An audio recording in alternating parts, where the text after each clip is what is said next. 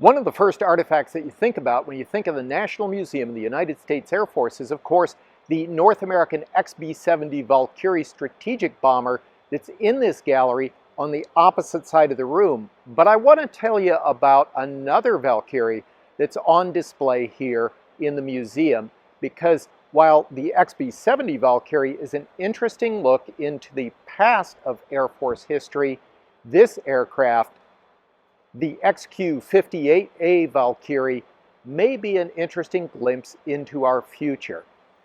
The XQ-58 is a drone or a remotely piloted aircraft that is controlled by a parent aircraft. And this is an armed remotely piloted aircraft that is meant to sort of kick down the door in a first day of war scenario. So imagine a strike by, for instance, F-35 Joint Strike Fighters that are working in cooperation and controlling an aircraft like the XQ-58A. So the XQ-58A can perform the suppression of enemy air defense mission, the SEAD mission, which is an extremely dangerous mission, sort of opening the way and paving the way for the F-35 Joint Strike Fighter to conduct further missions.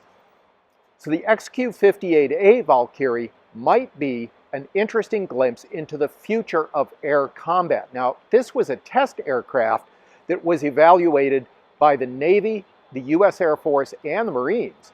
And that sort of maybe gives us a little indication of how its use could be directed in future programs. This was a test aircraft. It's officially not operational, but there's almost no doubt that this will have influenced future remotely piloted aircraft programs.